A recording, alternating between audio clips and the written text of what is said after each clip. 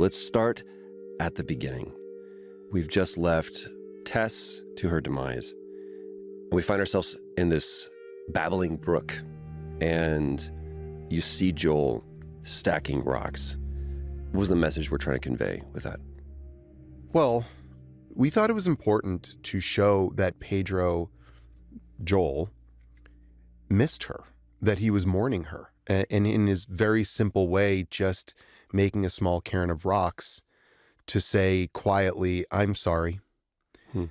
I blew it. I lost you. It's as much about self-recrimination, doubt, as it is about mourning, but it was important for us to show that he cared.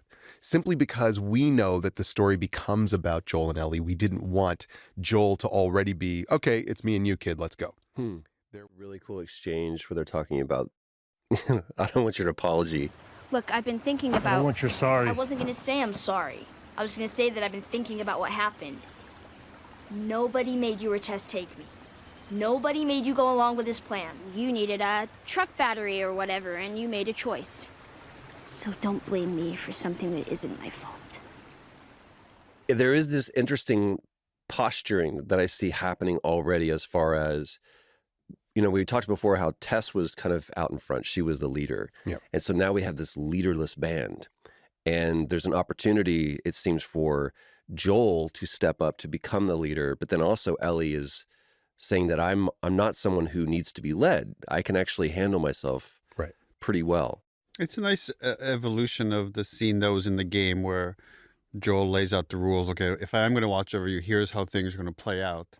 And Not only is she a 14-year-old girl, but as we saw in the beginning of this episode, she's a 14-year-old girl with a sadistic streak. Ah, yes, she is. She stabs that infected that's in the wall. And at the end of this episode, not only is she now starting to pull out the joke book and beginning to talk, but now she's got a gun.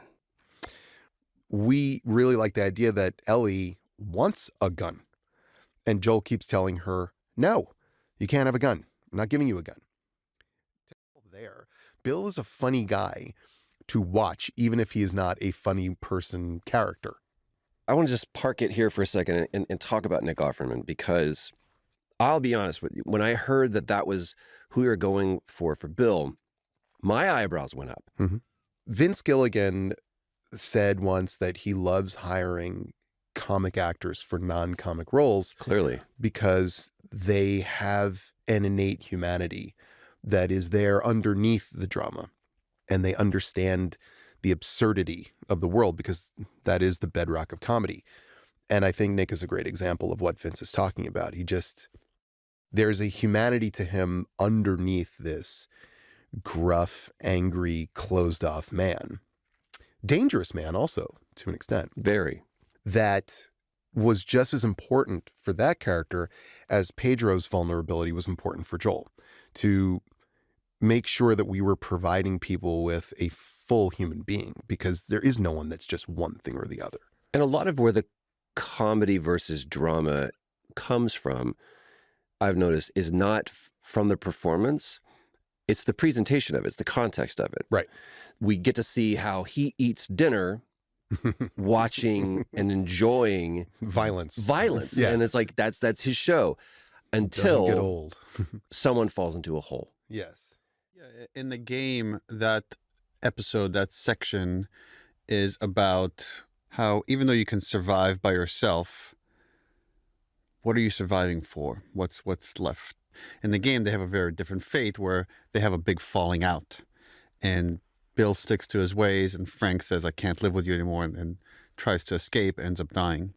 That's where the exploration of like, oh, this guy had a partner that wanted more than just surviving day to day. You have to live your life. So it was an interesting, again, to take those themes and approach it with a totally different story. Like now let's approach it as a sweet, romantic story where the characters can struggle with that idea of what is this life for? You know, we're here for a limited amount of time. How do we best live it?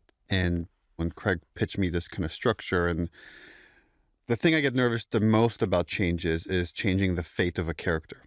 And here we have a very different fate for Bill than we do in the game.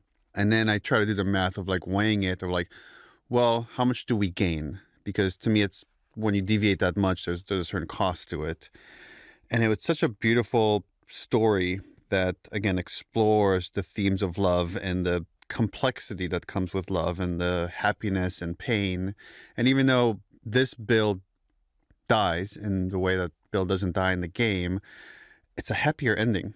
Much happier. Because he lived a full life. Like He does both. How do you go about casting that role that's essentially new?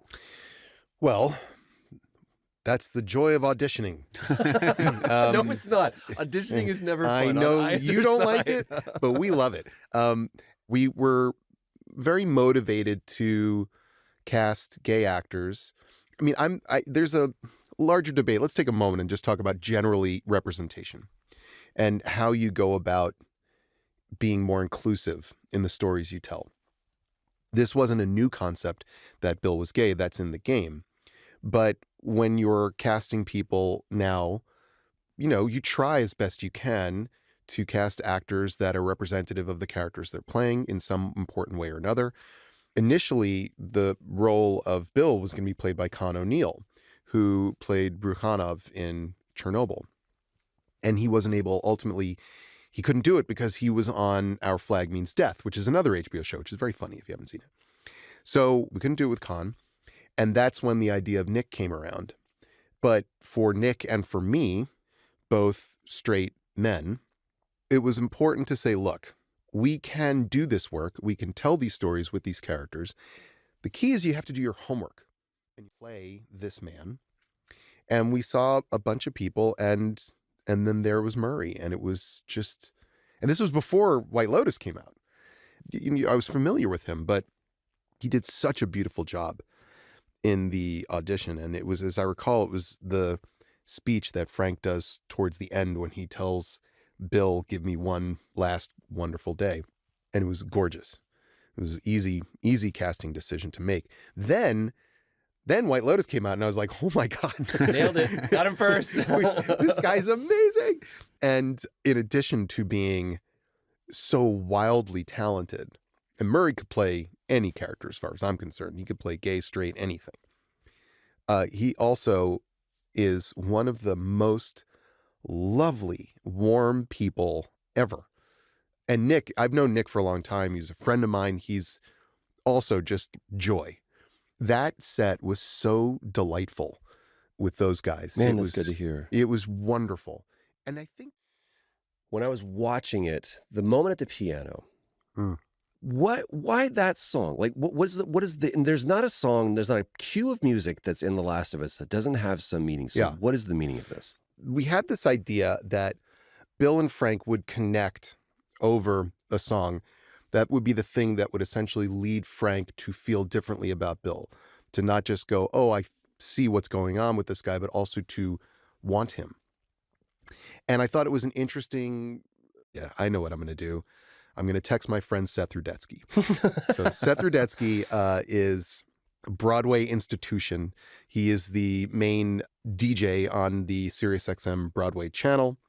And he also is an accompanist, and he also has created his own musical. And he's a wonderful guy. He also has the most encyclopedic knowledge of all music, all of it, from classical to show tunes to popular music, all of it. And I texted him and I just said, here's what I'm looking for. Lifelong loss and longing, a sense that you'll never, ever get there. So a sort of woe is me song. And within 4 seconds. 3 dots, ping, 3 dots. Yeah, ping, long time, Linda Ronstadt. So much of the experience with Bill in the game is about traps. We pick up new resources. That was, to me as a player, is so much of an important factor in Bill's story when we're in Bill's town. But this is a wonderful example of telling the same story in 2 different mediums and the cost benefit of that. How do you navigate that between where like gameplay is not a part of this? Now we just have the narrative. This story in this episode, you could not tell in the video game. Mm-hmm. It'd be impossible to jump around that much, especially the game The Last of Us is, which again is more kind of action oriented. You couldn't go this long without some kind of set piece, some kind of action sequence. Press F to save Bill's life. And therefore, you could tell this kind of really moving, slower, romantic story where you jump around in years. And likewise, the story that the game tells and how you're connecting with Bill in the game by, like, you're playing alongside him, you're surviving sequences with him. He saves your life. Like, that's how you meet him in the game, is you are Joel stuck in one of his traps and he comes and saves you. We couldn't tell that story in the TV show. You'd be bored out of your mind if you're not playing that sequence. Right. In the game, the way that Frank meets his end, as we find out through what Bill says, is that he got bit, and Joel says, well, I guess instead of turning, he decided to hang himself.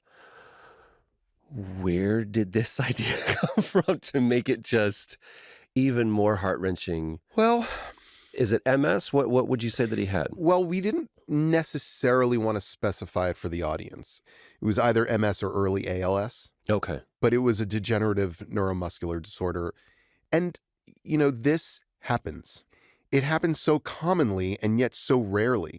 As people get older on screen, they tend to be fully healthy until the heart attack staggers them out of nowhere. That does happen, but for the majority of people, there is a decline.